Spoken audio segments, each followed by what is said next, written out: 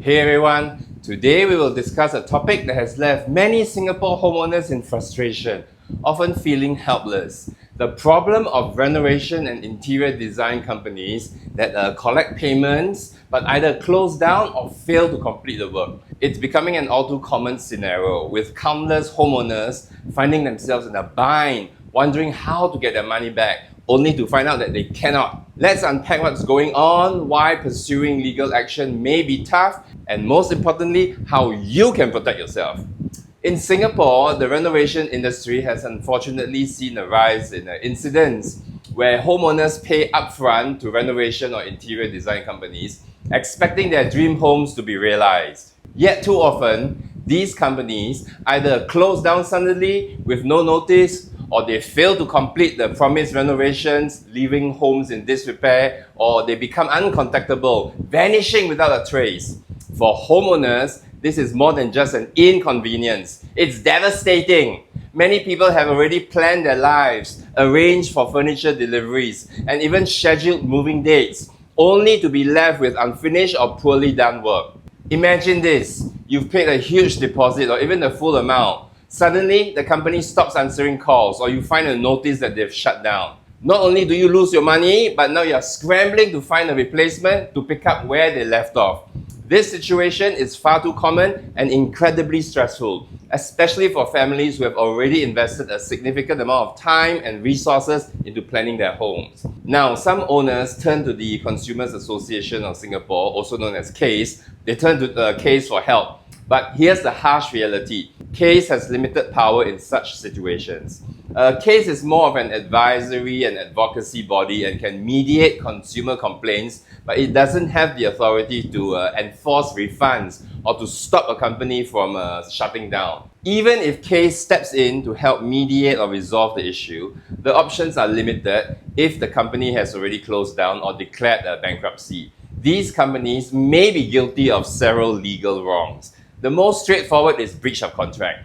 When a homeowner pays for services that aren't provided or aren't completed to the agreed upon standards, the company is breaching its contractual obligations.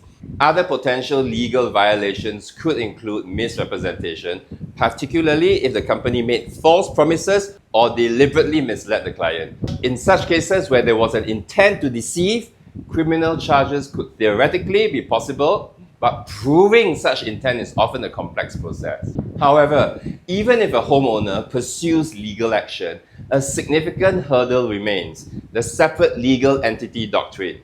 Under English and Singapore law, companies are considered separate legal entities. This means that the company's debts and obligations do not extend to its individual directors or shareholders.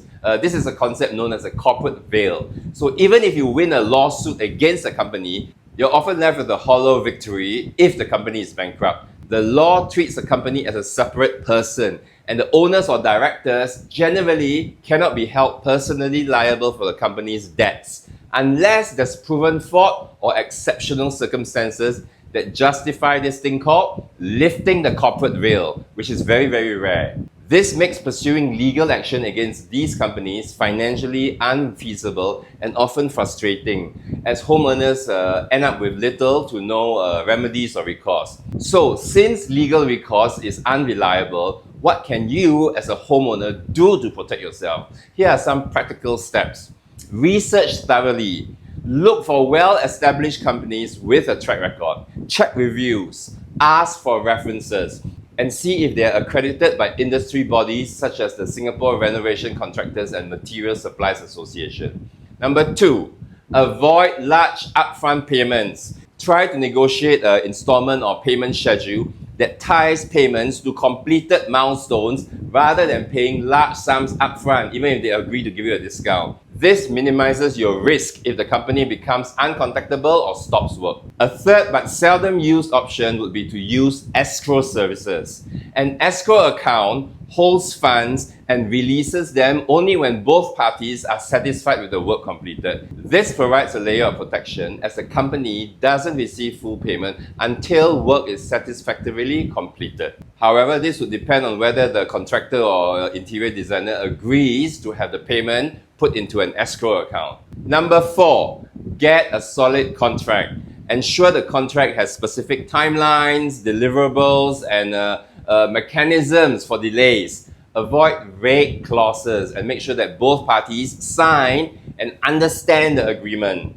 Number 5, consider insurance. Some insurance companies offer renovation insurance that may cover costs if a contractor fails to complete the job or if there's a problem with workmanship.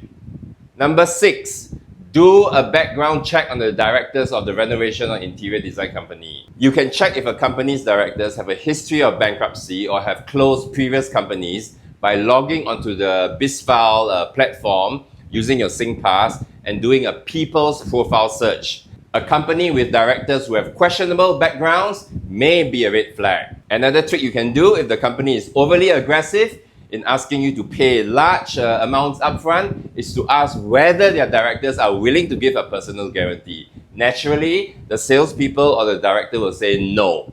Then, all you have to do is to reply, "Talk is cheap. Put your money where your mouth is. If you want me to pay you upfront, then give me a personal guarantee," and then watch their response or their reaction. In recent years, cases like these have raised questions about whether consumer protection laws in Singapore could be strengthened to protect homeowners from such situations. The idea of requiring renovation companies to hold mandatory insurance, or perhaps even creating a renovation dispute tribunal, could be potential avenues for reform. The challenges here are complex, and balancing business interests with consumer protection isn't straightforward. To wrap up, while it's frustrating to see homeowners facing these issues, the best approach right now is to be proactive and to protect yourself. Research the company, have a clear contract, and try to avoid large upfront payments, even if they give you discounts. Until stronger protections are in place, these steps are your best line of defense. Remember, knowledge is power. By being aware of these potential issues, you're already ahead. Thank you for watching this video. Don't forget to like, share, and subscribe. I'll see you in the next video.